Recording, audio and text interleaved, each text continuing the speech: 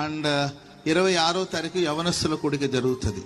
జనవరి మాసం 26వ తారీఖు ఉదయకాలం 9 గంటల నుండి గోరంట్ల హోసన్న ప్రార్థన మందిరంలో యవనస్తుల కూడిక జరుగుతుంది.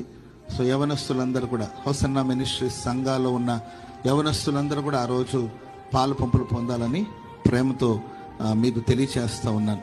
26వ తారీఖు యూత్ మీటింగ్ యవనస్తుల కూడిక జరుగుతుంది.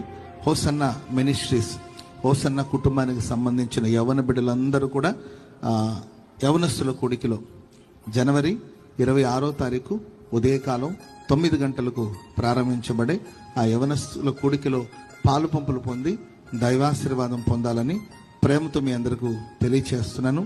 రండి యవనస్తున్నారా, రండి పాలు పంపులు పొందండి, దైవాశీర్వాదం పొందుకోండి. హల్లెలూయా, హల్లెలూయా. యవనస్తులు మాత్రమే రావాలి.